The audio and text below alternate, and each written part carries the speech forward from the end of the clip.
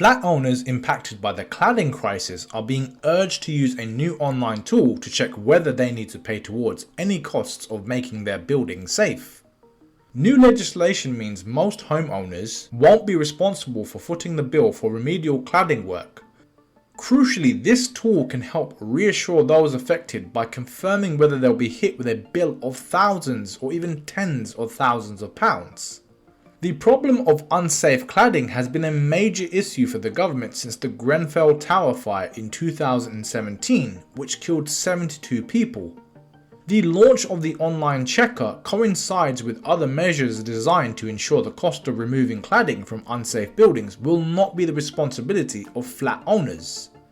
This includes the passing into law in June of the Building Safety Act, which guarantees that most leasehold flat owners living in blocks greater than 11 meters in height won't have to cover the cost of any cladding related work.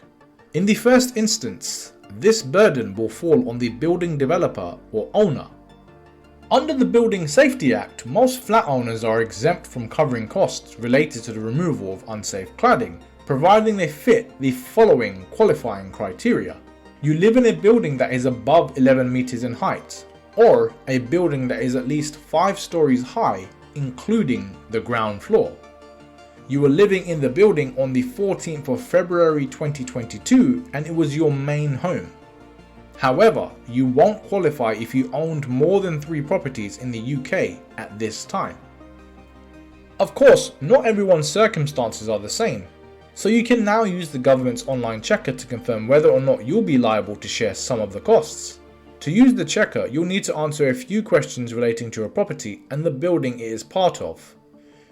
If you are exempt from paying for cladding removal, you will need to fill in the deed of certificate, then submit this to the owner of your block, and means that any new owner of a property that was eligible for the exemption on the 14th of February 2022 will be covered.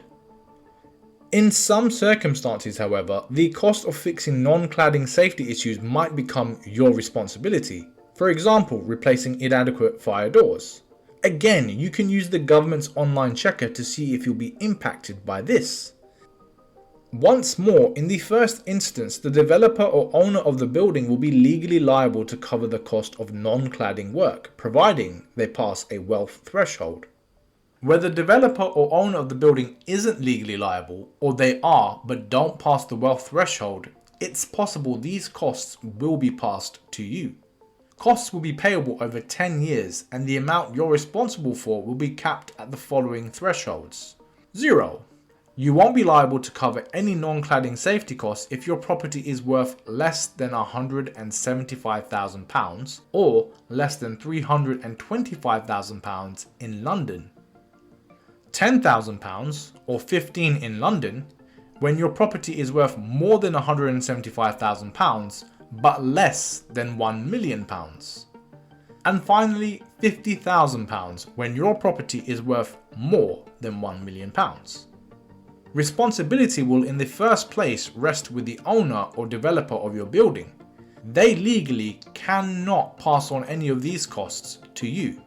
Where a developer cannot be found or simply refuses to pay for the remedial work, buildings over 18 meters in height will be able to apply for money from the newly reopened Building Safety Fund, which has a pot worth £4.5 billion. Whilst for buildings between 11 and 18 meters in height, a new fund, which has yet to be finalised, will cover the cost of removing cladding.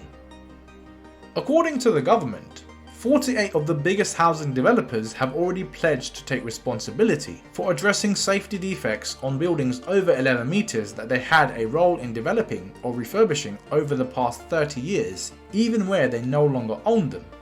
I hope you found this video helpful. If you did, please do give it a like and consider subscribing. Why not share this video with someone else you think may benefit from it? If you have any questions or comments, leave them for me below and I'll get back to you as soon as possible. Thanks again for watching and I'll see you in the next one.